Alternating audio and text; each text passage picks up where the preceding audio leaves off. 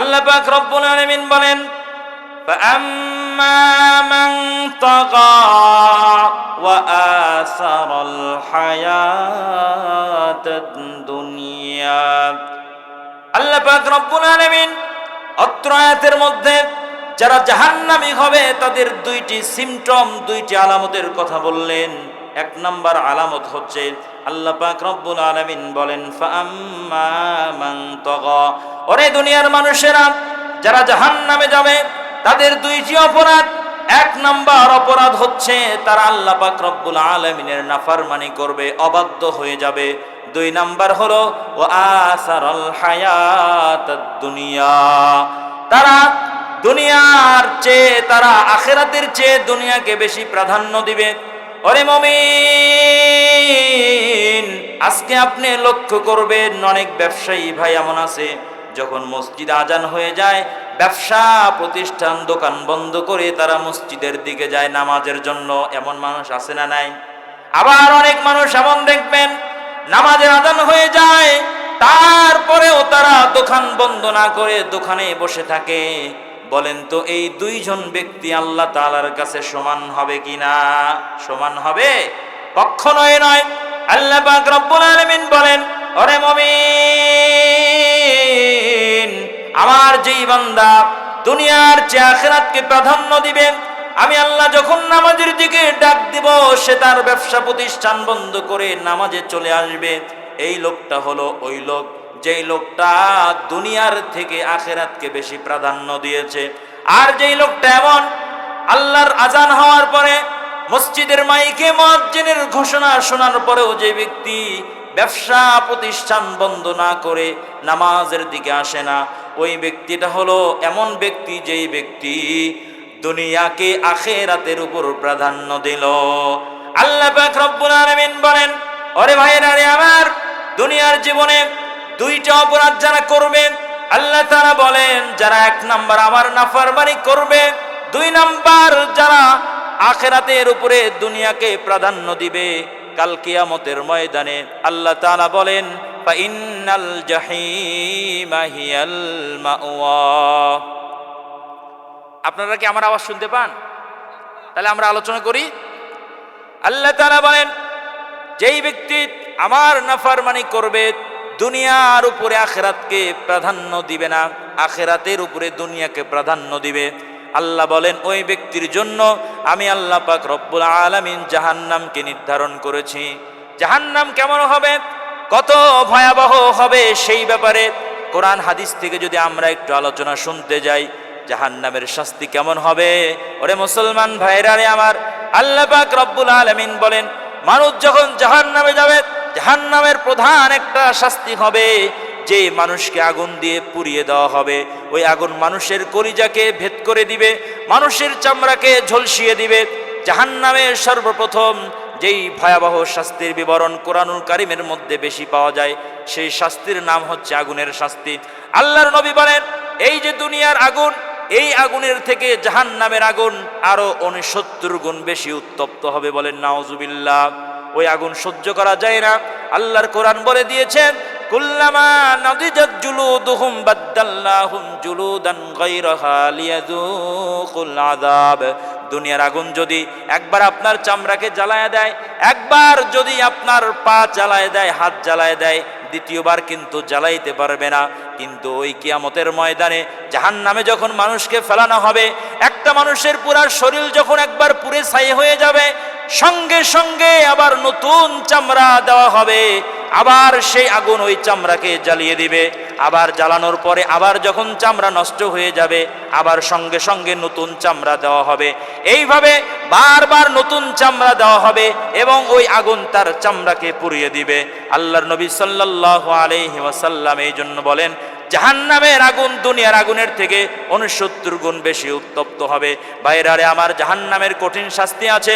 আল্লাহর নবী বলেন, এমন বিষাক্ত সাপ থাকবে, এমন বড় বড় বিচ্ছু থাকবে, যেই বিষাক্ত সাপ এবং বিচ্ছু মানুষকে যদি দংশন করে তাহলে এই বিষটা 40 বছর পর্যন্ত মানুষ অনুধাবন করতে পারবে। বলেন নাউজুবিল্লাহ।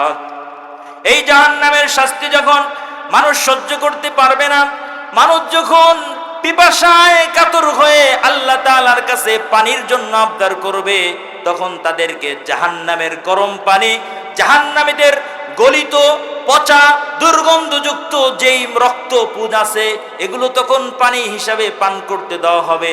মানুষ যখন এগুলো পান করবে নারী ভুঁড়ি তাদের গলে যাবে। মানুষের পিপাসা নিবারণের জন্য জাহান্নামীরা জান্নাতীদেরকে দেখবেন তারা কত আনন্দের সাথে জীবন অতিবাহিত করছে, তখন তারা পিপাসা নিবারণের জন্য জাহান্নামীরা জান্নাতীদের কাছে পানি চাইবে। আল্লাহ পাক রব্বুল আলামিন পবিত্র কোরআন কারীমের মধ্যে বলেন, ওয়ানাদা আসহাবুন নারি আসহাবাল জান্নাতি আন আফিদু আলাইনা মিনাল মাই আও মিম্মা রাযাকাকুমুল্লাহ। জাহান্নামীরা জান্নাতীদেরকে বলবে, ও আমার ভাই, কত সুন্দর তোমরা শান্তিতে জীবন যাপন করছো, আমাদেরকে একটু তোমরা পানি ভিক্ষা দাও, আমরা একটু পানি পান করতে চাই। তখন জান্নাতীরা বলবে, ক্বালু ইন্নাল্লাহা হাররামাহুমা আলাল কাফিরিন। জান্নাতীরা বলবে, নারে কাফের, নারে নাফরমান, আল্লাহ পাক রব্বুল আলামিন তোমাদের জন্য আমাদেরকে যে রিজিক দিয়েছেন, পানি দিয়েছেন, এই দুইটাই তোমাদের জন্য হারাম করা হয়েছে। জাহান্নামীরা যখন জাহান্নামে যাবে, শাস্তি যখন সহ্য করতে পারবে না, আল্লাহ তাআলার কাছে তিনটা ফরিয়াদ করবে। এক নাম্বার, তারা আল্লাহ পাক রব্বুল আলামিনের কাছে মৃত্যুর জন্য আবদার করবে। আল্লাহ তাআলা পবিত্র কোরআনুল কারীমের মধ্যে জানায় দেন, ওয়ানাদাউ ইয়া মালিকু লিয়াকদি আলাইনা রাব্বুক قال إنكم ماكثون।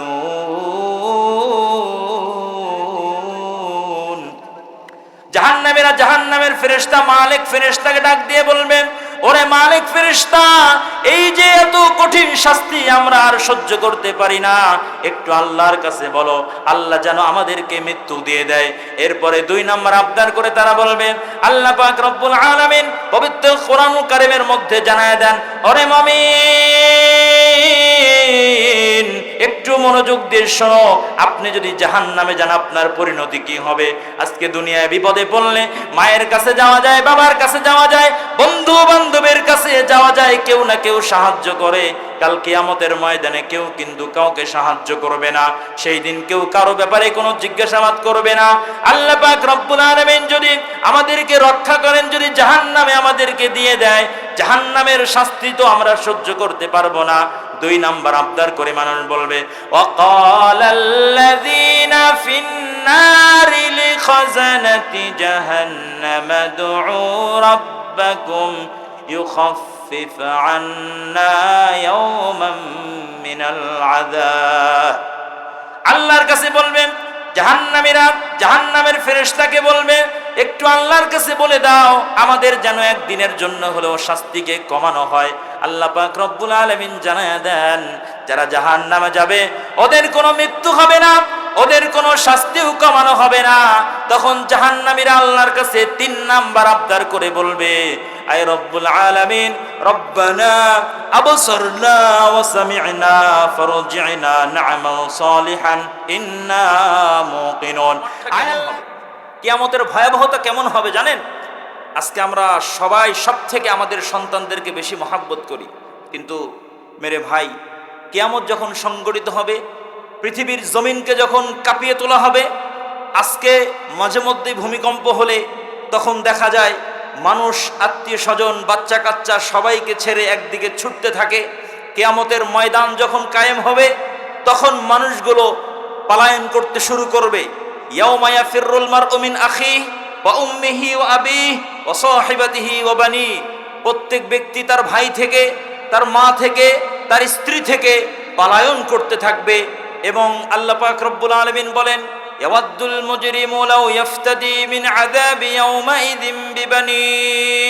আল্লাহ তাআলা বলছেন, সেদিন প্রত্যেকটা মানুষ তার সবথেকে আদরের সন্তান, কিয়ামতের মাঠে যখন মানুষ জাহান্নামকে দেখবে, যখন জাহান্নামকে দেখবে, জাহান্নামের বিকট গর্জন শুনতে থাকবে, ফোসফোসানি আওয়াজ যখন মানুষের কর্ণকুহরে পৌঁছে যাবে, মানুষের তখন জিহ্বায় পানি থাকবে না, কণ্ঠনালী শুকে যাবে। তখন মানুষ আল্লাহর কাছে বলবে, আল্লাহ, এই যে আমার সন্তান, এই ফুটফুটা আমার বাচ্চা, আমার জীবদ্দশায় ওর পায়ে একটা কাঁটা বিদ্ধ হলে আমি পিতা তা কখনো সহ্য করতে পারতাম না। আল্লাহ, এই সন্তানকে আপনি আমার মুক্তিপণ হিসেবে জাহান্নামে দিয়ে দেন, তবু আপনি আমাকে জাহান্নাম থেকে রক্ষা করেন। নাউজুবিল্লাহ। কত কঠিন হবে বুঝতে পারেন? এরপরে বলবে, আল্লাহ, আমার স্ত্রীকে দিয়ে দেন, আল্লাহ, আমার আত্মীয় স্বজনদেরকেও জাহান্নামে দিয়ে দেন, আল্লাহ, গোটা পৃথিবীবাসীকে আপনি আমার মুক্তিপণ হিসেবে জাহান্নামে দিয়ে দেন, শুধুমাত্র একমাত্র আপনি এগুলোর বিনিময়ে আমাকে জাহান্নাম থেকে রক্ষা করেন। বিষয়টা বুঝে আসছে কত কঠিন হবে? কঠিন হবে। আল্লাহ তাআলা হাসরের ময়দানের ভয়াবহতা সম্পর্কে বলেন যে সেদিন তোমরা দেখবে মানুষ, মহিলারা দুধের বাচ্চাকে ফেলে তারা পলায়ন করতে শুরু করবে। মানুষগুলো উন্মাদ হয়ে যাবে, পাগলের মতো হয়ে যাবে, কিন্তু এরা আসলে পাগল নয়, এরা বরং আল্লাহ পাক রব্বুল আলামিনের আযাবের ভয়ে তারা ভীত সন্ত্রস্ত হয়ে যাবে। নাউজুবিল্লাহ। এজন্য ভাই, আল্লাহ তাআলা আমাদেরকে সংক্ষিপ্ত হায়াত দিয়েছেন, যে কোনো সময় এই হায়াত আমাদের কি হয়ে যাবে? শেষ হয়ে যাবে। আজকে আপনি হাসলেও আপনাকে একদিন মরতে হবে, আপনি কান্না করলেও আপনাকে মরতে হবে, সুখে থাকলেও মরতে হবে, দুঃখে থাকলেও মরতে হবে। আমাদের পৃথিবী থেকে অবশ্যই একদিন চিরদিনের জন্য বিদায় নিয়ে আমাদের কবরে আমাদেরকে যেতে হবে, ঠিক কি না? এই জন্য মৃত্যুর আগে আমাদেরকে অবশ্যই প্রস্তুতি গ্রহণ করতে হবে। আল্লাহ পাক রব্বুল আলামিন এজন্য বলেছেন যে হে পৃথিবীর মানুষ, তোমরা অবশ্যই অবশ্যই মৃত্যুর স্বাদ আস্বাদন করবে। অবশ্যই একদিন তোমাদের সকলকে আমি আল্লাহ পাক রব্বুল আলামিনের সাথে সাক্ষাৎ করতে হবে। আল্লাহ পাক রব্বুল আলামিন আমাদেরকে ক্ষণস্থায়ী পৃথিবীতে পাঠিয়েছেন, ওই যে বলেছিলাম কি উদ্দেশ্যে? ইবাদতের উদ্দেশ্যে। এজন্য আমাদেরকে ইবাদত বন্দিগির দিকে মনোযোগী হতে হবে কিনা? ইবাদত বন্দিগির দিকে মনোযোগী হতে হবে কিনা? আল্লাহ তাআলা আমাদের সকলকে কবুল আর মঞ্জুর করেন। মুসলমান ভাইরা আমার, মনোযোগ দিয়ে শুনতে হবে। আমাদের এই ক্ষণস্থায়ী জিন্দেগি, যে কোনো সময় এই জিন্দেগি শেষ হয়ে যাবে। আপনি একটু তাকায়া দেখেন, ওরে মুমিন,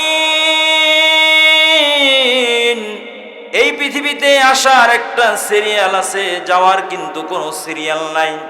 আপনি তাকায়া দেখেন, আপনার দাদা আগে আসছে, এরপরে আপনার বাবা আসছে, এরপরে আপনি আসছেন, এরপরে আপনার সন্তান আসবে বা আসছে। কিন্তু এই পৃথিবী থেকে বিদায় নেওয়ার সময় কিন্তু কোনো সিরিয়াল মেইনটেইন করা হবে না। অনেকের ক্ষেত্রে দেখা যায় বাবা আছে কিন্তু সন্তান মৃত্যুবরণ করেছে, অনেকের ক্ষেত্রে দেখা যায় দাদা আছে কিন্তু নাতি মৃত্যুবরণ করেছে, ঠিক কিনা? এই জন্য এই দুনিয়াতে আসার একটা সিরিয়াল আছে, যাওয়ার কিন্তু কোনো সিরিয়াল নাই। এই জন্য কার জন্য যেন কখন মৃত্যুর ডাক চলে আসে।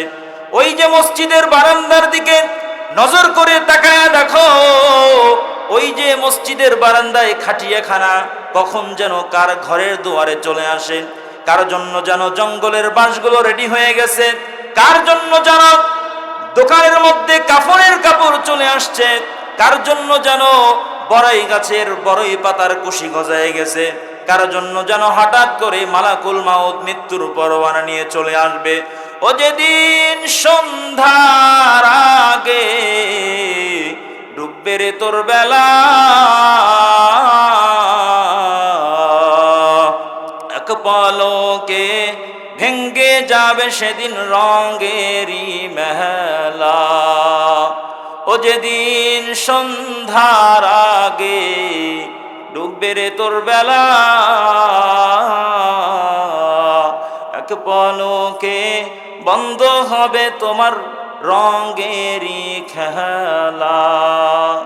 ও তুমি কারে দিবা জোরে ধমক, কার মাথায় ভাঙবা লাঠি, ওই যে দেখো ডাকিতেছে তোমায় কবরের মাটি, ওই যে দেখো ডাকিতেছে তোমায় কবরের মাটি। খবর পেয়ে আসবে আত্মীয় স্বজন।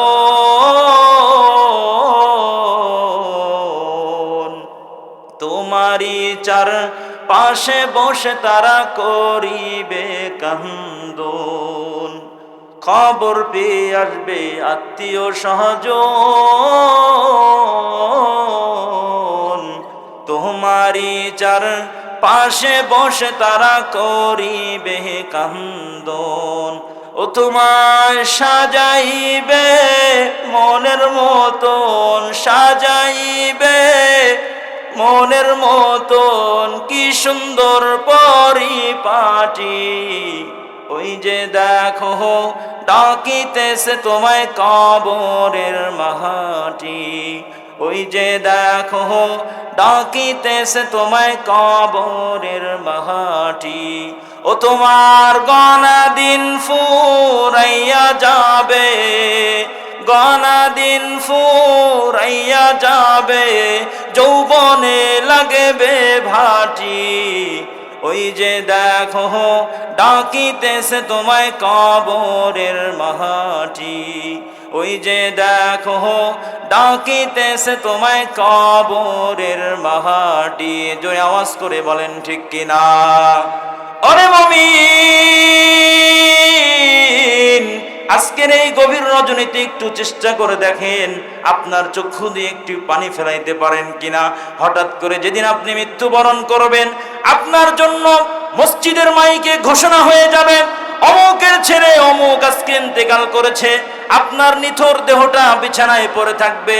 আপনার মা গিয়ে যখন ডাকতে যাবে, আপনার স্ত্রী যখন ডাকতে যাবে, হঠাৎ করে তারা দেখবে আপনার শরীরটা অনেক ঠান্ডা হয়ে গেছে। পরীক্ষা নিরীক্ষা করে দেখা যাবে আপনি আর পৃথিবীতে বেঁচে নাই। এর সঙ্গে সঙ্গে আপনার লাশটাকে বের করা হবে। আপনার ঘর থেকে যেদিন আপনার লাশটা বের করা হবে, আর কোনোদিন এই ঘরের মধ্যে আপনার লাশটাকে ঢোকানো হবে না। এরপরে আপনার লাশটাকে গোসল দেওয়ার জন্য গরম পানির ব্যবস্থা করা হবে। আপনার ভাই ওই বাজারে ছুটে যাবে কাপড়ের কাপড় কেনার জন্য, কেউ যাবে বাজারে বাঁশ কাটার জন্য, কেউ বা যাবে গোরস্থানে আপনার কবর খনন করার জন্য। চতুর্দিকে ঘোষণা হয়ে গেল অমুকের ব্যক্তি অমুকের ছেলে অমুক আজকে ইন্তেকাল করেছে। মানুষ দলে দলে আসবে, আপনার গোসল সম্পন্ন করে আপনাকে সুন্দর করে সাজিয়ে গুছিয়ে আপনাকে মসজিদের খাটিয়ায় শুয়ায়া এরপরে জানাজার ময়দানে নিয়ে আসা হবে।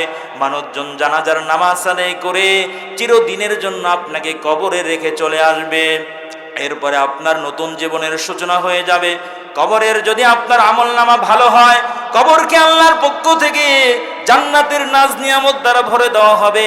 আর যদি আমল খারাপ হয়ে যায়, তাহলে ওই কবরের মধ্যে আল্লাহর নবী বিশ্ব নবী রাহমাতুল লিল আলামিন একবার মসজিদের মধ্যে এসে কিছু মানুষদেরকে হাসতে দেখলেন। হাসতে দেখে তিনি আশ্চর্যান্বিত হয়ে বলেন, আল্লাহর নবী বললেন, ও আমার সাহাবারা রে, আমি আল্লাহর নবী যা জানি যদি তোমরা জানতে তাহলে তোমরা এমন ভাবে হাসতে না। আল্লাহর নবী বললেন, তোমরা কিভাবে হাসো আমার বুঝে আসে না।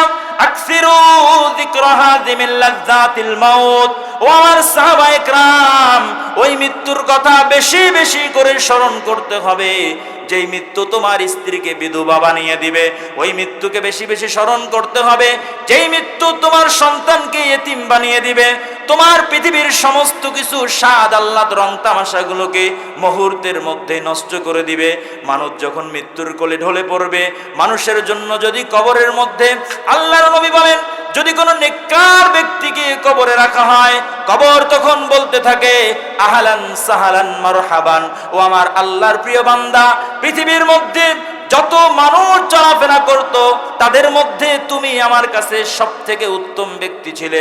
আজকে যখন তুমি আমার কাছে আসছো, অবশ্যই অবশ্যই আমি কবর তোমার সাথে কত উত্তম আচরণ করি তুমি দেখতে পারবে। ওরে বাজান, এরপরে আল্লাহর হুকুমে ওই কবরটা তার দৃষ্টি যত দূর যাবে তত দূর প্রশস্ত হয়ে যাবে। আল্লাহর পক্ষ থেকে বলা হবে, আলবিসুহু ফিরাশাম মিনাল জান্নাহ, আলবিসুহু মিনাল জান্নাতি, জান্নাতের পোশাক পরিধান করে দাও।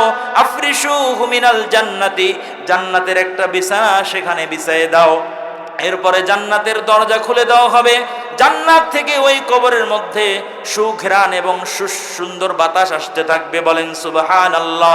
আর যদি মানুষের আমলনামা খারাপ হয়, মানুষ যদি বেনামাজি হয়ে মারা যায়, আল্লাহর নবী বলেন কবর তাকে বলবে, ও হে আল্লাহর দুশমন, পৃথিবীর মধ্যে যত মানুষ ছিল তার মধ্যে তুমি আমার কাছে সবথেকে নিকৃষ্ট মানুষ ছিলে। আজকে যখন তুমি আমার কাছে আসছো, আমার আচরণ কত নিকৃষ্ট হতে পারে, কত ভয়ঙ্কর হতে পারে তা তুমি আজকে দেখতে পারবে।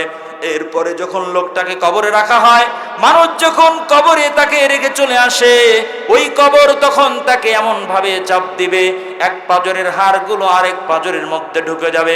আল্লাহর নবী বিশ্ব নবী রাহমাতুল লিল আলামিন তিনি বলেন, আমার উম্মতের আরে ওই কবরের মধ্যে এমন 70টা সাপ নিযুক্ত করা হবে। উম্মতের আরে ওই সাপগুলোর মধ্যে থেকে একটা সাপ যদি দুনিয়ার মধ্যে নিঃশ্বাস ফেলতো, এই দুনিয়ার জমিন সারা জীবনের জন্য সবুজ ঘাস উৎপন্ন করার ক্ষমতা হারিয়ে ফেলতো। এই কবরের আযাব থেকে বাঁচার দরকার আছে না নাই? আচ্ছা, আলোচনা শুধু শুনলেন মনোযোগ দিয়ে। আমরা তো এখন মাহফিলগুলো অনেকটা ট্রেডিশন হয়ে গেছে। 26 ইঞ্চি বক্তা, সেখানে লোকদের ভিড় বেশি। আম্মাজান হুজুর থেকে আব্বাজান হুজুর, সেখানে লোকদের ভিড় বেশি। মাহফিলে আসে, আইসে বুট বাদাম খায়, একটু আনন্দ ফুর্তি করে চলে যায়। আসলে কি মাহফিলের জন্য? মাহফিলে আসলেন, আলোচনাও শুনলেন, কিন্তু আলোচনা থেকে কিছুই বুঝলেন না। পরের দিন যদি কেউ ভালো সুর দিয়ে ওয়াজ করে হাসাইতে পারে, কাঁদাইতে পারে, তাহলে মানুষ বলে ওয়াজ যা করছে এমন ওয়াজ জীবনে শুনি নাই। যদি বলা হয় কি বলছে, বলে সেটা বলতে পারি না, তবে ওয়াজ কি হয়েছে? ভালো হয়েছে। এই ভালো হওয়ার কোনো মূল্য আছে? এজন্য এতক্ষণ যা শুনছেন যদি বলা হয় কি বুঝলেন, কিছুই বলতে পারবেন না। এখানে একটা পয়েন্ট আমি ধরাই দিয়ে যাব, এগুলো আপনাকে আমলে নিতে হবে। এই যে কবরের অবস্থাটা শুনলেন, আল্লাহর নবী বলেন কবরের মধ্যে এমন হাতুড়ি দিয়ে, লোহার হাতুড়ি দিয়ে মানুষকে আঘাত করা হবে যে এই হাতুড়ি দিয়ে যদি পৃথিবীর পাহাড়ের মধ্যে একবার আঘাত করা হয়, পাহাড় একেবারে চূর্ণ বিচূর্ণ হয়ে যাবে। কবরের কঠিন শাস্তি ভাই। আল্লাহর নবীর সাহাবী উসমান ইবনে আফফান রাদিয়াল্লাহু তাআলা আনহু কবরের পাশে যখন দাঁড়াইতেন, তিনি অঝরে ক্রন্দন করা শুরু করতেন। আল্লাহর নবীর সাহাবী উসমান ইবনে আফফান রাদিয়াল্লাহু তাআলা আনহু একজন জান্নাতের সার্টিফিকেট প্রাপ্ত সাহাবী। আল্লাহর নবী দুইজন কন্যাকে তার সাথে বিবাহ দিয়েছিলেন। এই উসমান রাদিয়াল্লাহু তাআলা আনহু কবর দেখলে আর নিজের চোখের পানি ধরে রাখতে পারতেন না। অন্যান্য সাথীরা প্রশ্ন করলেন, উসমান, তোমার কাছে জান্নাতের আলোচনা করা হয়, তোমার কাছে জাহান্নামের আলোচনা করা হয়, তখন তুমি কাঁদো না। কিন্তু আমরা খুব গভীরভাবে লক্ষ্য করলাম, ওরে উসমান, যখন তুমি কোনো কবর দেখো, সঙ্গে সঙ্গে সেই কবরের পাশে দাঁড়িয়ে তুমি কাঁদতে থাকো।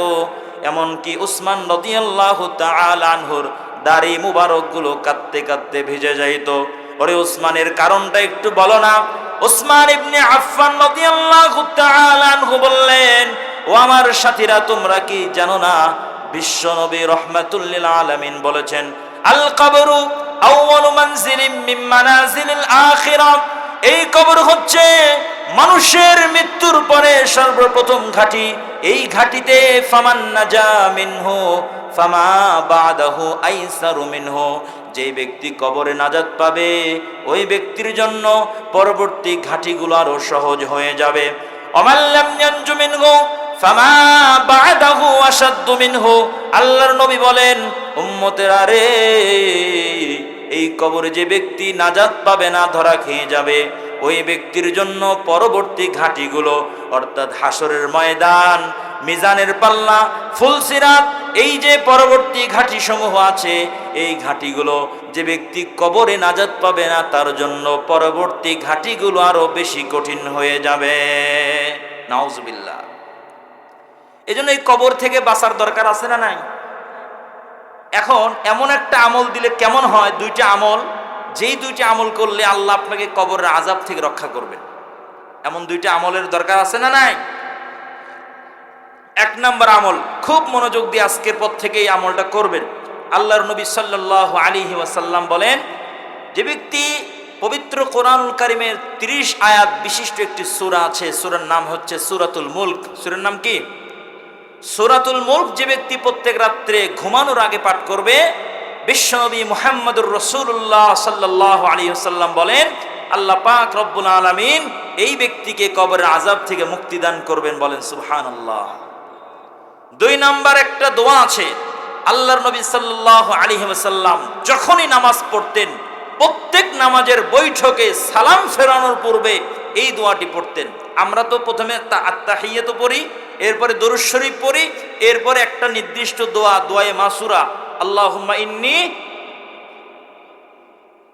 পারেন সবাই? আলহামদুলিল্লাহ। তবে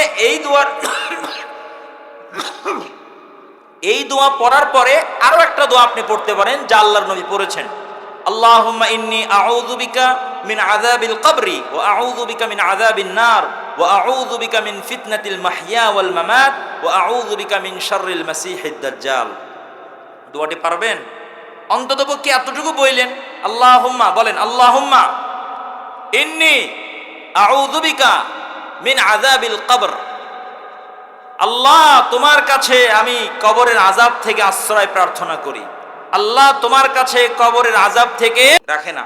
অনেক ভালো যুবক মানুষও থাকতে পারে, এই জন্য পেশাব পায়খানা করার পরে ভালোভাবে পবিত্রতা হওয়ার দরকার আছে না নাই? অবশ্যই হতে হবে। আরেকটা পাপের কথা আল্লাহর নবী বললেন, যে আরেক ব্যক্তির কবরে শাস্তি হচ্ছে, তার অন্যায় হচ্ছে। এই লোকটা ছিল আন্নামিমা, অর্থাৎ চকলখোর। কি ছিল? আমাদের সমাজে চকলখোর আছে। চকলখোর মানে আপনার কথা আরেকজনের কাছে বলবে, বলে আপনার সাথে ওনার দ্বন্দ্ব বাধাই দিবে, আবার আপনার কাছে এসে ওই লোকের ব্যাপারে কি করবে? খারাপ কিছু বলবে।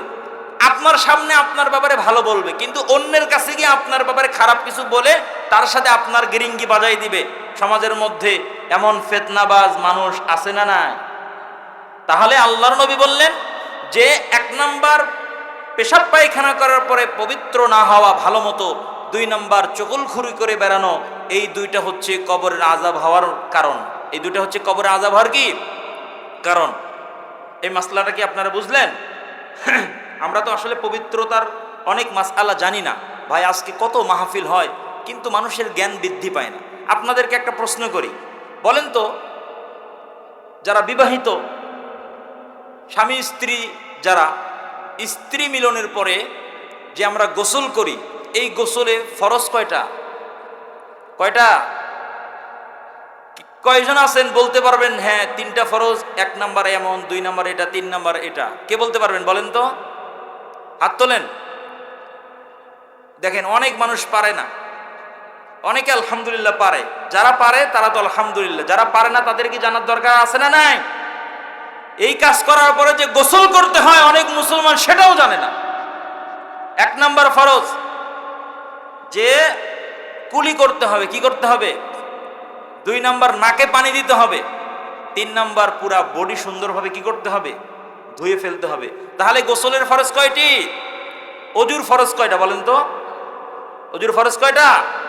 4টা। বলতে পারবেন কি কি? আলহামদুলিল্লাহ।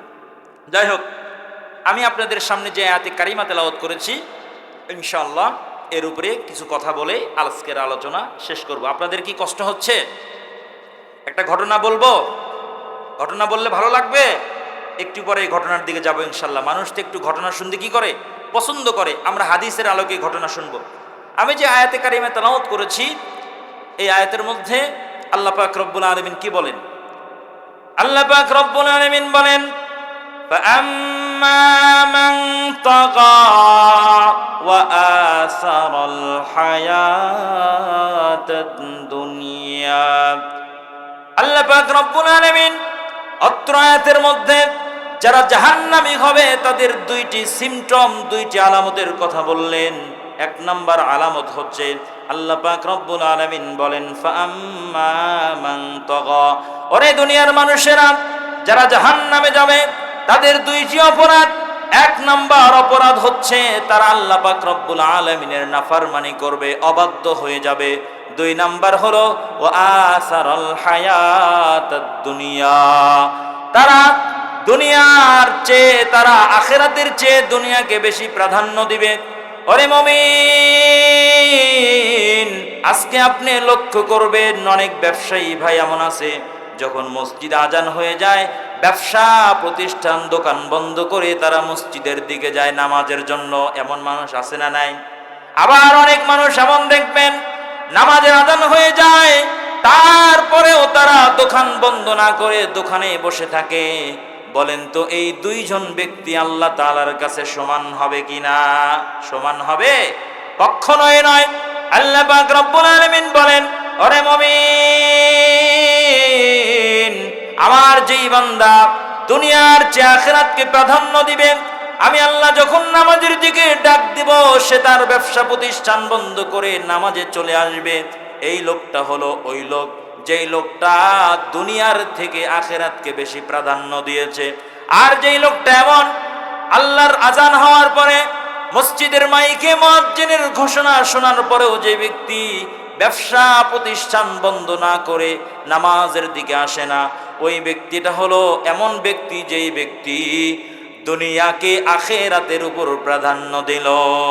আল্লাহ পাক রব্বুল আলামিন বলেন, ওরে ভাইরা রে আমার, দুনিয়ার জীবনে দুইটা অপরাধ যারা করবে আল্লাহ তাআলা বলেন, যারা এক নাম্বার আমার নাফরমানি করবে, দুই নাম্বার যারা আখিরাতের উপরে দুনিয়াকে প্রাধান্য দিবে, কাল কিয়ামতের ময়দানে আল্লাহ তাআলা বলেন ফা ইন্নাল জাহিমা হিয়াল মাওয়া। আপনারা কি আমার আওয়াজ শুনতে পান? তাহলে আমরা আলোচনা করি।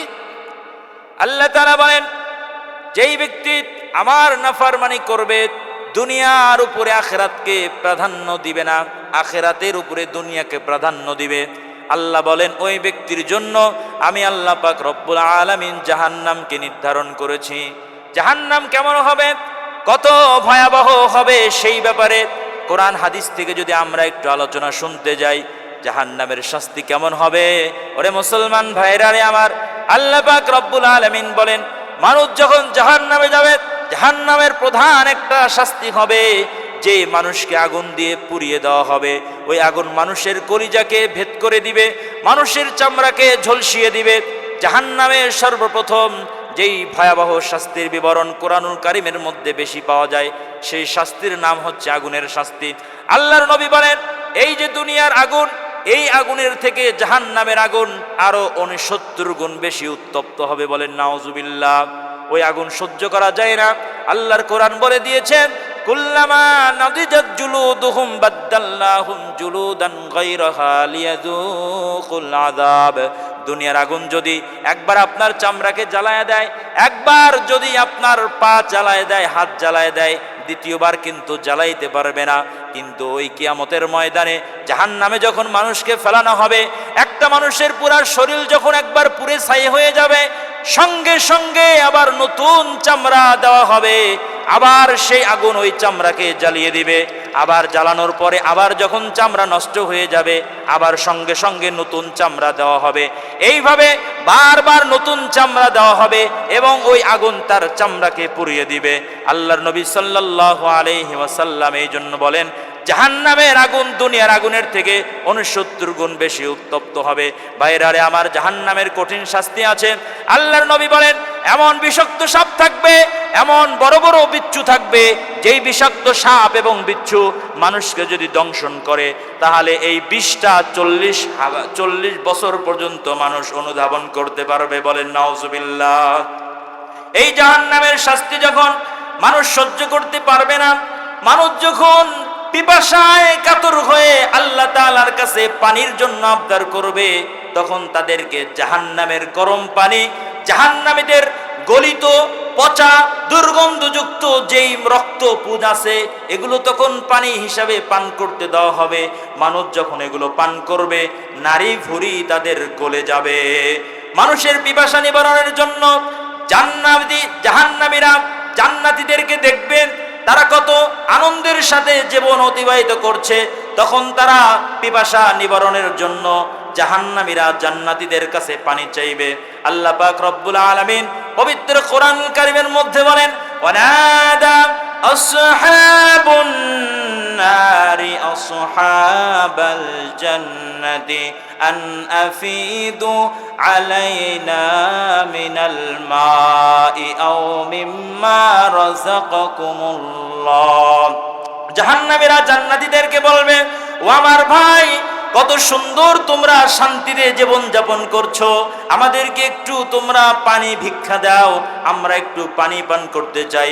তখন জান্নাতীরা বলবে, ক্বালু ইন্নাল্লাহা হাররামাহুমা আলাল কাফিরিন। জান্নাতীরা বলবে, না রে কাফের, না রে নাফরমান, আল্লাহ পাক রব্বুল আলামিন তোমাদের জন্য আমাদেরকে যে রিজিক দিয়েছেন, পানি দিয়েছেন, এই দুইটাই তোমাদের জন্য হারাম করা হয়েছে। জাহান্নামীরা যখন জাহান্নামে যাবে, শাস্তি যখন সহ্য করতে পারবে না, আল্লাহ তাআলার কাছে তিনটা ফরিয়াদ করবে। এক নাম্বার, তারা আল্লাহ পাক রব্বুল আলামিনের কাছে মৃত্যুর জন্য আবদার করবে। আল্লাহ তাআলা পবিত্র কোরআনুল কারীমের মধ্যে জানায় দেন, ওয়ানাদাউ ইয়া মালিকু লিয়াকদি আলাইনা রাব্বুক قال إنكم ماكثون।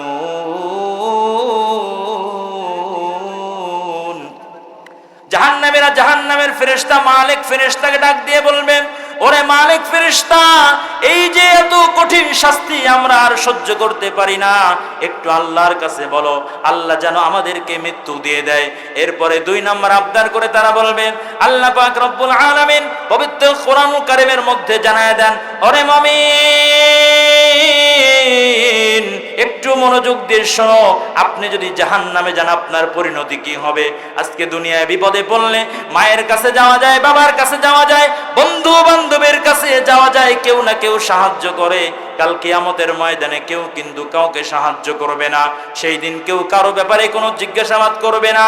আল্লাহ পাক রব্বুল আলামিন যদি আমাদেরকে রক্ষা করেন, যদি জাহান্নামে আমাদেরকে দিয়ে দেয়, জাহান্নামের শাস্তি তো আমরা সহ্য করতে পারবো না।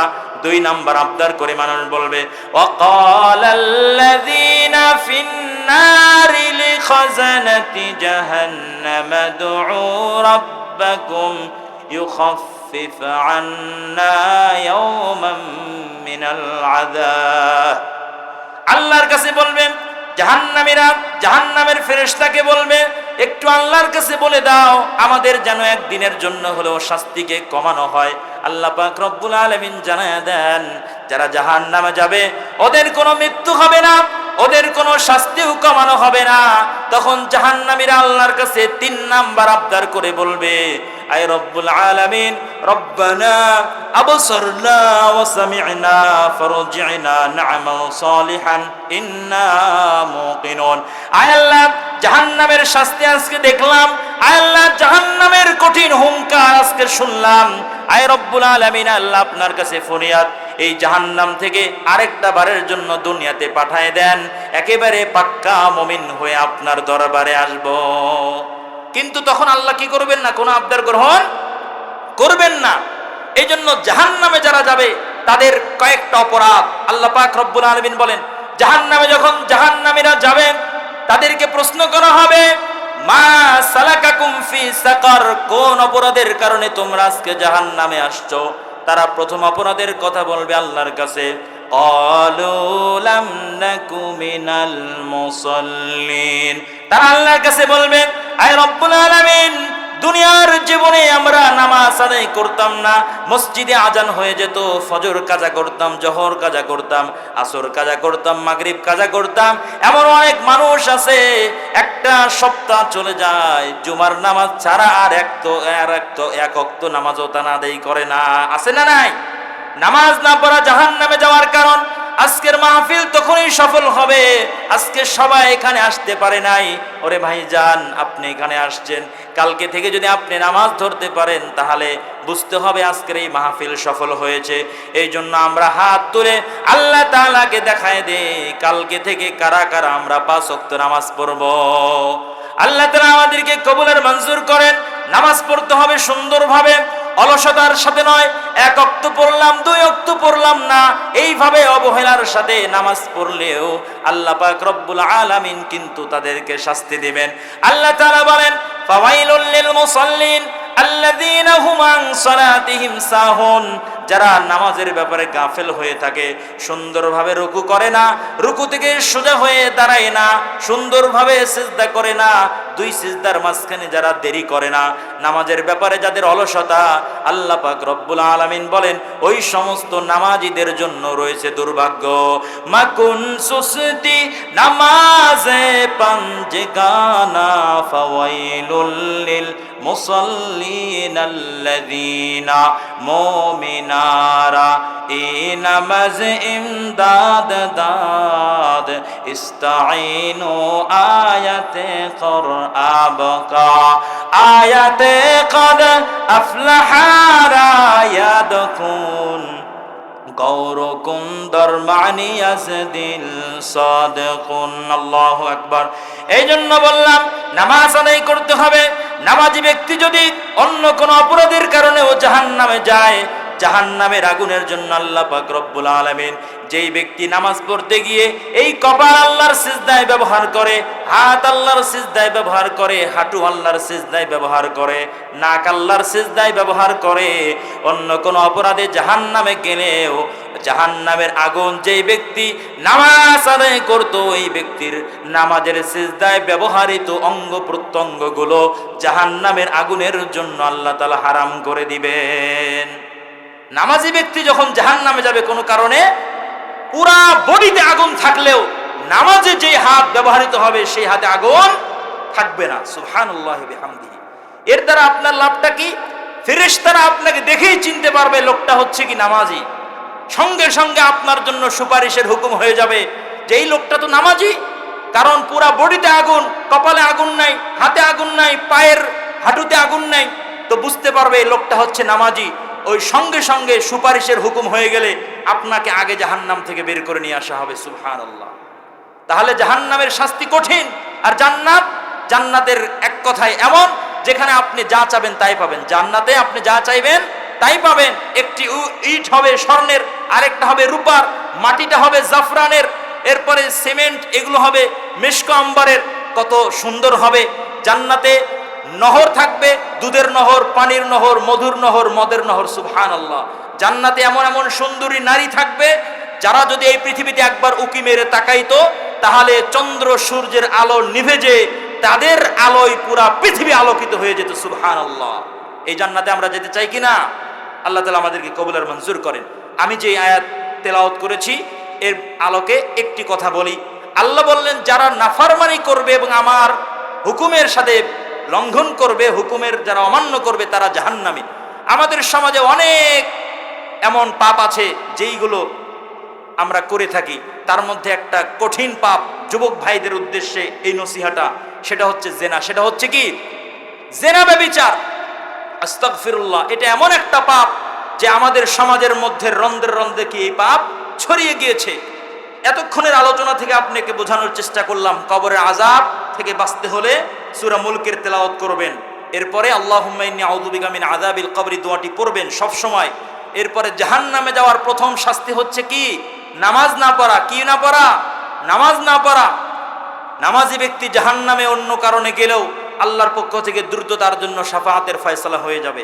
এবার আপনাদের সামনে আমি যেই আয়াতে কারিমা তেলাওয়াত করেছি এর আলোকে একটি অন্যায়ের কথা বলবো, সেটি হচ্ছে জেনা, ব্যভিচার। সেটা হচ্ছে কি? জেনা, ব্যভিচার।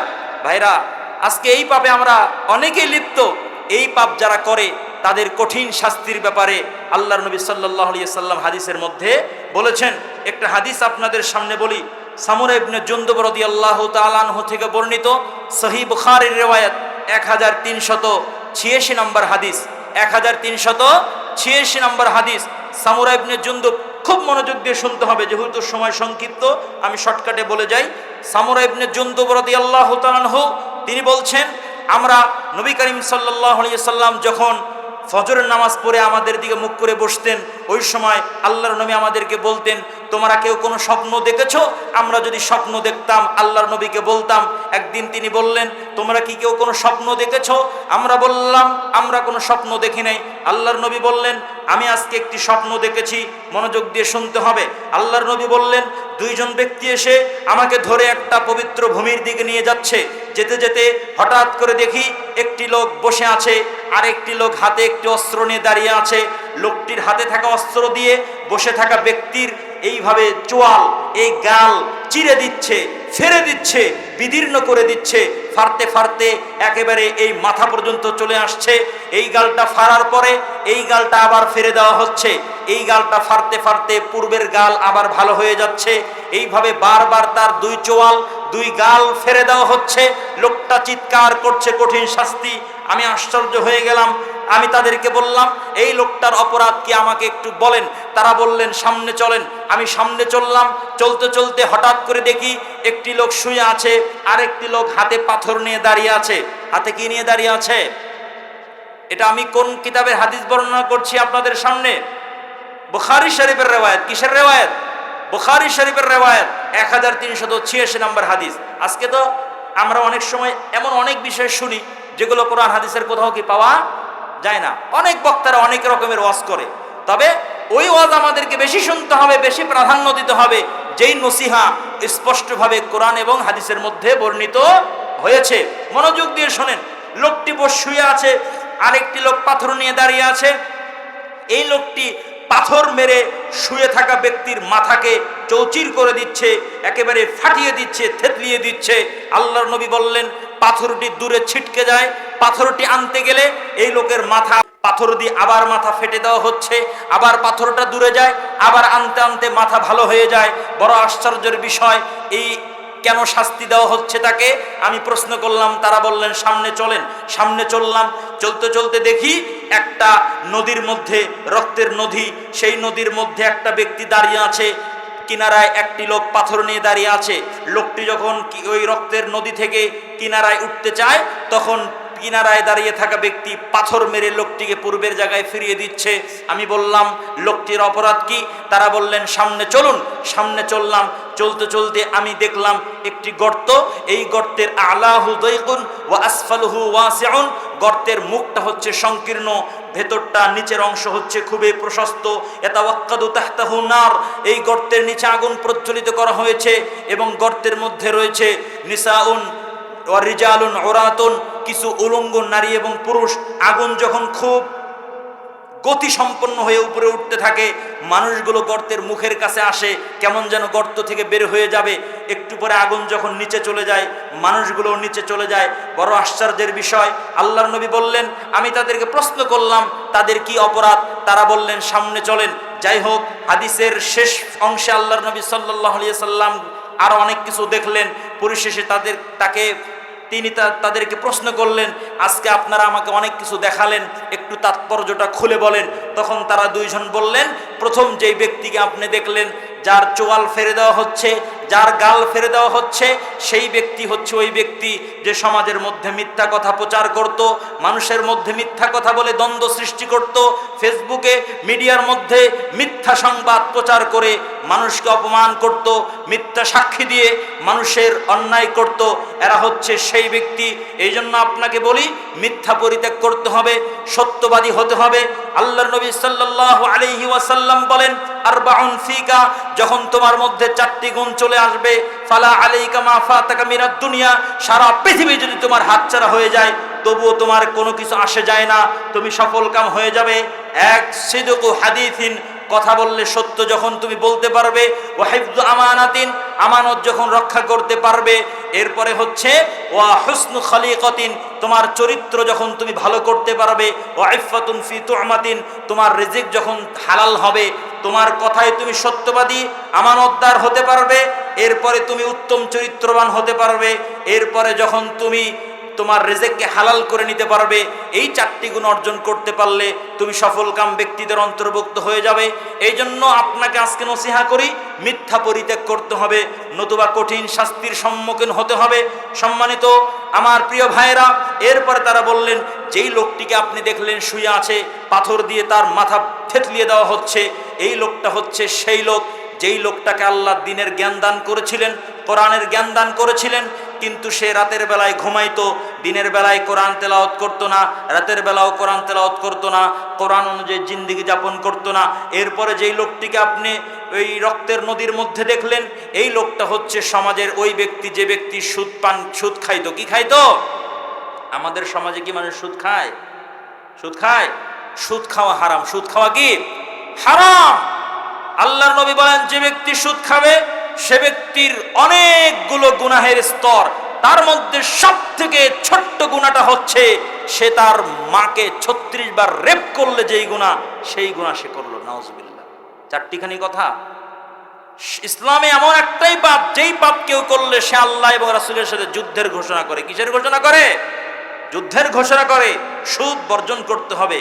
এরপরে আল্লাহর নবী বললেন শেষ অংশে, যেই মানুষগুলোকে আপনি আল্লাহর নবীকে তারা বলছে গর্তের মধ্যে দেখলেন যে আগুন জ্বালানো হচ্ছে, এরা হচ্ছে জেনাকার নারী এবং পুরুষ। কি পুরুষ? জেনাকার নারী এবং পুরুষ। সমাজের মধ্যে পরকীয়া চলমান। আজকে অসংখ্য ভাবি আছে যারা দেবরের সাথে দৈহিক সম্পর্ক করে, অনেক দুলাভাই আছে যারা শালিকার সাথে দৈহিক সম্পর্ক করে। এটা একটা মারাত্মক অন্যায়, এটা কবিরা গুনাহ। এই অন্যায়ের শাস্তি হচ্ছে ইসলামের, তাদেরকে বিবাহিত হলে পাথর মেরে হত্যা করতে হবে, অবিবাহিত হলে তাদেরকে 100টা বেত্রাঘাত করতে হবে। বলেন নাউজুবিল্লাহ। এই পাপ কঠিন ভয়াবহ একটা পাপ। সম্মানিত মুসল্লিন আল কেরাম, এই যে যারা জেনা করে তাদের প্রথম একটা শাস্তির বিবরণ আমরা বুখারী শরীফের রিওয়ায়াত থেকে পেলাম যে আগুনের গর্তের মধ্যে তাদেরকে ঢুকিয়ে দেওয়া হবে। সারা পৃথিবীর যত পতিতা আছে, সারা পৃথিবীর যত উলঙ্গ নর্তকী আছে নারী পুরুষ, সবাই সেদিন সেখানে জাহান্নামের শাস্তি ভোগ করতে থাকবে। সম্মানিত মুসল্লিন আল কিরাম, এই পাপ এটা কঠিন মারাত্মক একটা গুনাহ। এই কারণে আমরার অনেক ক্ষতি হয়ে যেতে পারে, অনেক রোগ হয়ে যেতে পারে। বিশ্বনবী সাল্লাল্লাহু আলাইহি ওয়াসাল্লাম, ইবনে মাজাহ শরীফের হাদিস 4019 নম্বর হাদিস, তিনি বলেন আমার উম্মতকে 5টা বিষয়ে পরীক্ষা করা হবে। আমি দোয়া করি তোমাদেরকে যেন পরীক্ষা না করা হয়, তারপরেও তোমরা সাবধান থাকিও। 1 নাম্বার, লাম তাযহারিল ফাহিশাতু ফি কওমিন কাত্তু হাত্তা ইউলিনু বিহা।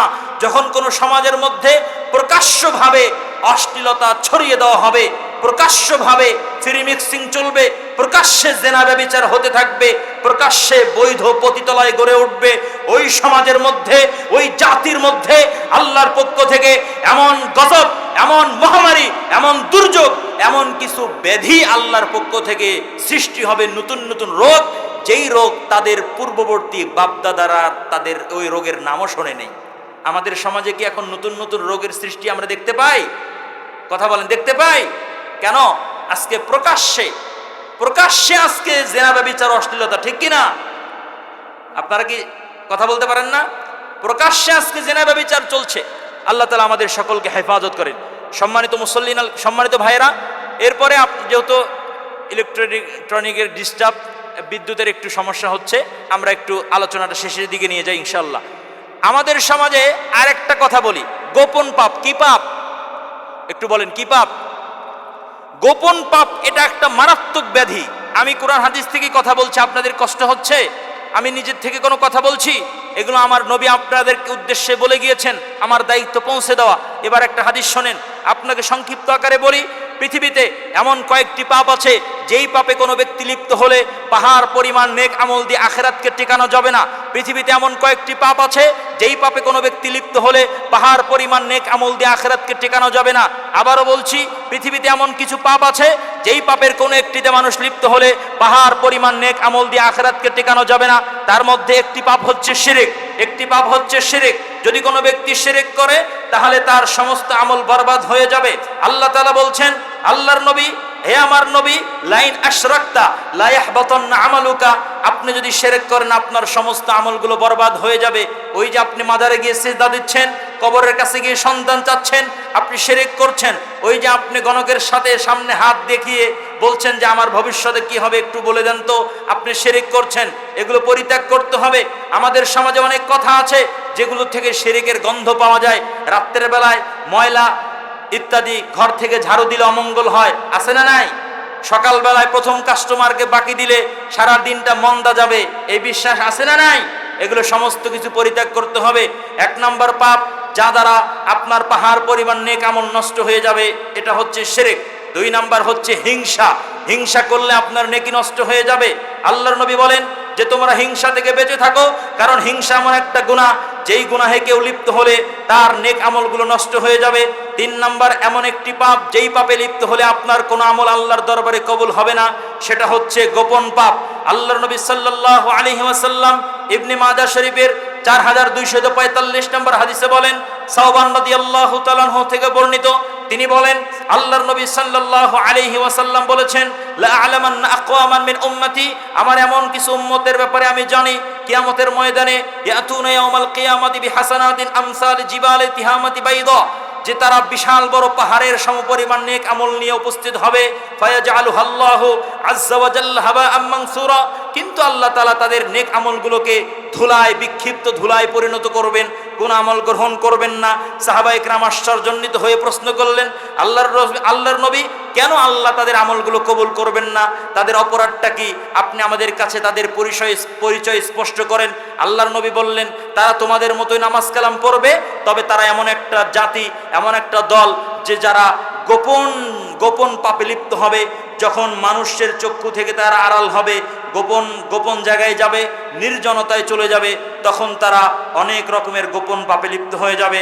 আজকে সমাজের অনেক যুবক ভাই এমন আছে, কথা তিক্ত হলেও সত্য, যে আজকে মোবাইলে হাজারো যুবক আজকে গোপন পাপে লিপ্ত থাকে, ঠিক কিনা?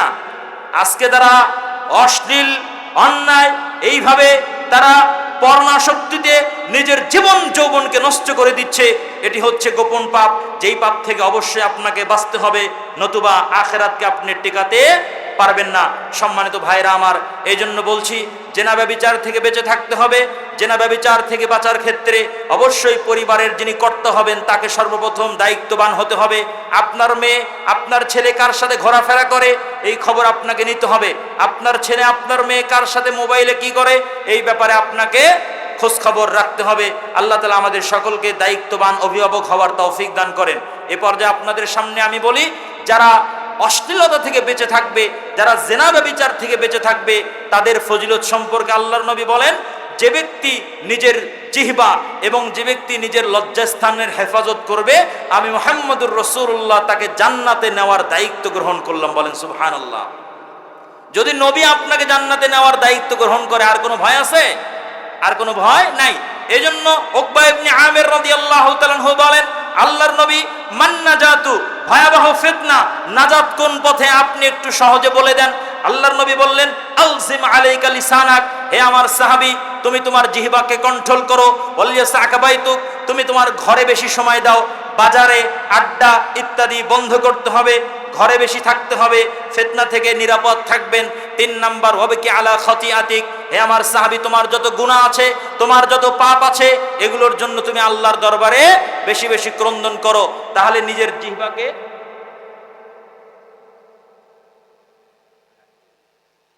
তাহলে আপনার জিহ্বা কন্ট্রোল করতে হবে, আপনার ঘরে বেশি সময় দিতে হবে এবং আপনার পাপের কারণে আল্লাহর দরবারে ক্রন্দন করতে হবে, তাহলে আপনি নাজাত পেতে পারেন। সম্মানিত ভাইরা আমার, আল্লাহর নবী সাল্লাল্লাহু আলাইহি সাল্লাম বলেন, কাল কিয়ামতের ময়দানে আল্লাহর নবী বলেন, আজকের এই সূর্য 9,30,00,000 মাইল উপর থেকে যখন চৈত্র মাসে তাপ দেয়, তখন আমরা স্বাভাবিকভাবে মাঠে ঘাটে থাকতে পারি না। আল্লাহর নবী সাল্লাল্লাহু আলাইহি ওয়াসাল্লাম বলেন, তুদিনা শামসু ইয়াওমাল কিয়ামাতি মিন খালকিহিম হাত্তা তাকুনা মিনহুম কামিকদারি মাইলিন ফায়াকুনুন নাসু আলা কদরি আমালিহিম ফিল আরাক। আলোচনা শেষের দিকে চলে আসছে। আল্লাহর নবী বলেন, কিয়ামতের ময়দানে এই সূর্যটাকে মানুষের কাছাকাছি আনা হবে। মানুষগুলো ঘামের মধ্যে হাবুডুবু খাইতে থাকবে। কারো ঘাম হবে টাকনু পর্যন্ত, কারো ঘাম হবে হাঁটু পর্যন্ত, কেউ বা নাভি পর্যন্ত ঘামের মধ্যে থাকবে। আবার কোন ব্যক্তি ঘামের মধ্যে একেবারে নাক পর্যন্ত ডুবে থাকবে। আল্লাহর নবী সাল্লাল্লাহু আলাইহি ওয়াসাল্লাম বলেন, কাল কিয়ামতের ওই কঠিন ময়দানে আল্লাহর আরশ ছাড়া কোনো, আল্লাহর ছায়া বিনে কোনো ছায়া থাকবে না। আল্লাহ তাআলা ওই কঠিন মুহূর্তে 7 শ্রেণীর ব্যক্তিকে আল্লাহর আরশের নিচে স্থান দান করবেন। বলেন সুবহানাল্লাহ। 7 শ্রেণীর মানুষকে আল্লাহর আরশের নিচে স্থান দান করবেন। বুখারী শরীফের রিওয়ায়াত 660 নম্বর হাদিস। আল্লাহর নবী বলেন, সাবাতুন ইউদিল্লুহুমুল্লাহু তাআলা ফি যিল্লিহি ইয়াওমা লা যিল্লা ইল্লা যিল্লু।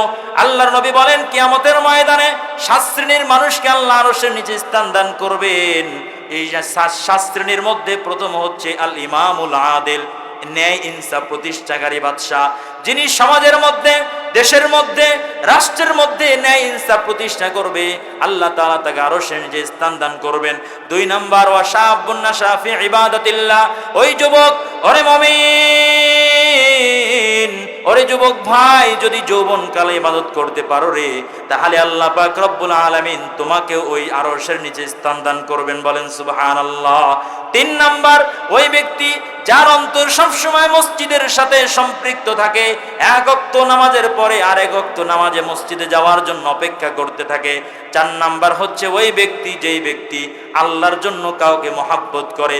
5 নাম্বার, ওই ব্যক্তি, যা আমার বলার উদ্দেশ্য, ওই ব্যক্তি যাকে কোনো সুন্দরী রূপবতী নারী তার চাহিদা পূরণের জন্য ডাকে, কিন্তু ওই লোকটা বলে দেয় ইন্নী আখাফুল্লাহ, যেই ব্যক্তি আল্লাহর দরবারে আল্লাহকে ভয় করে বলে না আমি জিনা করতে পারবো না, না আমি মোবাইলে কোনো খারাপ কিছু দেখতে পারবো না, কারণ আমি আল্লাহ পাক রব্বুল আলামিনকে ভয় করি, আল্লাহ পাক রব্বুল আলামিন ওই ব্যক্তিকেও কাল কিয়ামতের ময়দানে আরশের নিচে স্থান দান করবেন, বলেন সুবহানাল্লাহ। 6 নাম্বার, ওই ব্যক্তি, যে ব্যক্তি গোপনীয়তার সাথে দান করে। 7 নাম্বার, ওই ব্যক্তি রাজুলুন যাকারাল্লাহ খালিয়ান ফাফাদাত আইনা, আমাদের সমাজে এমন অনেক মানুষ আছে শেষ রাত্রে, গভীর রাত্রে যখন ওঠে আল্লাহর কাছে ডাকতে থাকে, আল্লাহকে বলে আয় রব্বুল আলামিন, আল্লাহকে স্মরণ করে আর চক্ষু দিয়ে পানি ফেলে, আল্লাহর ভয়ে যেই চক্ষু থেকে পানি পড়বে, আল্লাহর নবী বলেন ওই চক্ষু কখনো জাহান্নামের আগুনে জ্বলবে না, বলেন সুবহানাল্লাহ। আল্লাহর ভয়ে যেই ব্যক্তি ক্রন্দন করবে, আল্লাহ তার প্রতি এত খুশি হবে, এত সন্তুষ্ট হবেন, কাল কিয়ামতের ময়দানে পৃথিবীর প্রাইম মিনিস্টার, পৃথিবীর প্রধানমন্ত্রী, রাষ্ট্রপতি সবাই যখন নিজেদের অপরাধের কারণে ঘামে হাবুডুবু খাইতে থাকবে, কাল কিয়ামতের ময়দানে আপনাদের এই এলাকার যেই মানুষগুলো আল্লাহকে স্মরণ করে কান্না করে, ওই লোকগুলো কাল কিয়ামতের ময়দানে আল্লাহ পাক রব্বুল আলামিনের আরশের নিচে স্থান লাভ করবে, বলেন সুবহানাল্লাহ। এই জন্য গভীর রাত্রে উঠে আল্লাহকে ডেকে ডেকে বলতে হবে, প্রভু গো আয় রব্বুল আলামিন, আল্লাহ গভীর রাত্রে মানুষগুলো ঘুমিয়ে গিয়েছে, জঙ্গলের পশু প্রাণীও ঘুমিয়ে গিয়েছে, আয় আল্লাহ আপনার শাহী দরবারে আমি হাত উত্তোলন করে ক্রন্দন করছি, আয় রব্বুল আলামিন জিন্দেগিতে যত গুনাহ করেছি আল্লাহ সমস্ত গুনাহগুলো আপনি মাফ করেন। এইভাবে যেই ব্যক্তি আল্লাহর জন্য কান্না করবে, আল্লাহ পাক রব্বুল আলামিন তার জন্য জাহান্নামের আগুনকে হারাম করে দিবেন, বলেন সুবহানাল্লাহ। প্রিয় ভাইরা আমার, এজন্য জেনা করার শক্তি থাকার পরেও যারা জেনা থেকে বিরত থাকবে তাদের জন্য আরশের নিচে আল্লাহর পক্ষ থেকে ছায়া থাকবে। একটি ঘটনা বলি, বুখারী শরীফের রিওয়ায়াত 2333 নম্বর হাদিস। ঘটনাটা একটু শুনবেন আপনারা। 3 বন্ধু তারা এক জায়গা দিয়ে যাচ্ছে, আল্লাহর নবী বলেন 3 ব্যক্তি যাচ্ছে, হঠাৎ করে প্রচন্ড ঝড়ের কবলে পড়ে গেল। এই ব্যক্তিরা এবার নিরাপদ আশ্রয়ের জন্য একটি পাহাড়ের গর্তে তারা আশ্রয় গ্রহণ করলো। হঠাৎ করে পাহাড়ের উপর থেকে একটা পাথর এসে গর্তের মুখটা বন্ধ হয়ে গেল। অনেক চেষ্টা করার পরেও তারা পাহাড়ের গর্ত থেকে বের হইতে পারলো না। এবার তাদের একজন বলল, আয় আমাদের বুঝতে বাকি নাই, এই কঠিন মুসিবত থেকে আল্লাহ ছাড়া আছে কেউ হেফাজত করতে পারবে না। তোমাদের কারো জীবনে যদি এমন কোন আমল থাকে যেই আমল একমাত্র আল্লাহর জন্য করা হয়েছে, ওই আমলের ওসিলায় আল্লাহর কাছ থেকে আজকে মুক্তির জন্য দোয়া করো। তখন এক ব্যক্তি বলতে শুরু করলো, মনোযোগ দিয়ে শুনতে হবে, ওরে মুমিন। এক ব্যক্তি আল্লাহর দরবারে দোয়া করতে শুরু করলো, প্রভু গো আমি একজন রাখাল শ্রেণীর মানুষ, আমার 2জন পিতামাতা, আমার বৃদ্ধ পিতামাতা আছে। আমি প্রত্যেক দিন আমি অনেক দূরে যাই, পশুগুলোকে ঘাস খাওয়াইয়া যখন বাড়িতে ফিরে আসি, আমি আমার সর্বপ্রথম এই দুধ দহন করে আমার পিতামাতাকে দুধ পান করাই। একদিনের ঘটনা, অনেক দূরে চলে যেতে হয়, পশুগুলোকে ঘাস খাওয়ানোর জন্য অনেক দূরে চলে যাই, বাড়িতে আসতে অনেক দেরি হয়ে যায়। দেরি হওয়ার কারণে এসে দেখি আমার বৃদ্ধ পিতামাতা তারা দুধ পান না করে ক্ষুধার সাথেই তারা ঘুমিয়ে পড়েছেন। তখন আমি দুধগুলো দহন করার পরে আমার সন্তানকে না পান করিয়ে, আমার স্ত্রীকে না পান করিয়ে তারা ক্ষুধার জন্য ছটপট করছিল, তারপরও আমি আমার মায়ের এবং বাবার পাশে দুধের পেয়ালা নিয়ে দাঁড়িয়েছিলাম। আমার পিতামাতাকে ডাকতে পারলাম না, আমার মনে হচ্ছে তাদেরকে ডাকলে তাদের ঘুমের ডিস্টার্ব হতে পারে, এই জন্য তাদেরকে আমি না জাগাইয়া তাদের পাশে আমি সকাল পর্যন্ত দুধের পেয়ালা নিয়ে দাঁড়িয়ে থাকলাম। আয় রব্বুল আলামিন, সকাল বেলায় যখন আমার পিতা মাতা তখন ঘুম থেকে ওঠে, তখন সর্বপ্রথম তাদেরকে আমি দুধ পান করাইয়া আমার সন্তানকে পরে দুধ পান করাইছি। আল্লাহ, পিতা মাতার প্রতি আমার যে ভালোবাসা, এটা যদি তোমার ভালো লাগে তাহলে আজকের এই বিপদ থেকে তুমি আমাদেরকে রক্ষা করো। এই দোয়া করতে দেরি, সঙ্গে সঙ্গে ওই পাথর সরে যেতে দেরি হয় নাই। সুবহানাল্লাহ বলবেন না? এরপরে আরেকটা বলি, কিন্তু এতটুকুন সরে গেছে যে এখনো তারা বের হতে পারছে না। পরে আরেকজন আরেকটা আমলের কথা বলল, এটা বলি, ঘটনা শেষ করে দিই। লোকটি বলল, আল্লাহ, আমার একজন চাচাতো বোন ছিল, সে আমার কাছে ঋণের জন্য আসছে। আমি বললাম ঋণ দিতে পারি, একটা শর্ত, আমার সাথে মিলিত হতে হবে। তো মেয়েটি রাজি হয়ে যায়। একটা নির্দিষ্ট সময় সে আমার কাছে আসে, আমি যখন নিজের চাহিদা পূরণের জন্য তার উপরে উঠতে ধরি, তখন সে আমাকে বলে, আল্লাহকে ভয় করো। আল্লাহ, ওই দিন ওই সিচুয়েশনে উত্তেজনার অবস্থায় আমি একমাত্র আপনার ভয়ে সেদিন জেনাকে পরিত্যাগ করেছিলাম। আল্লাহ, ওই আমলটা যদি আপনার কাছে ভালো লাগে, আল্লাহ আপনি আমাকে আজকে বিপদ থেকে রক্ষা করেন। এই দোয়া করতে দেরি, পাথর আরো কিছু অংশ সরে যেতে দেরি করলো না। বলেন সুবহানাল্লাহ। তাহলে বোঝা যায়, যুবক, তোমার জেনার সামর্থ্য আছে, শক্তি আছে, তারপরও যদি তুমি জেনা না করো, জেনা থেকে বিরত থাকো, তাহলে কঠিন কোনো দিন মুসিবতে ফেসে গেলে ওইটাকে কেন্দ্র করে আল্লাহর সামনে কাছে দোয়া করবে, দেখবে আল্লাহ তোমার দোয়াকে কবুল করে নেবেন। বলেন সুবহানাল্লাহ।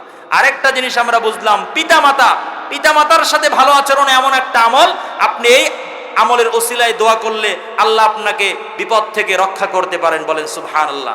পিতামাতার সাথে ভালো আচরণ করবো তো ইনশাল্লাহ। আজকে আমাদের সমাজে অনেকেরই পিতামাতা এমন আছে যারা আজকে পৃথিবী থেকে বিদায় নিয়েছে, জীবনে পিতামাতার সাথে অনেক খারাপ আচরণ করেছেন। এখন মাঝে মধ্যে ওয়াজ নসিহত শুনলে মনে হয়, আমার পিতামাতা জীবিত থাকলে, যদি তারা থাকতেন আজকে অনেক ভালো কিছু করতাম, এমন মনে হয় কিনা আমাদের?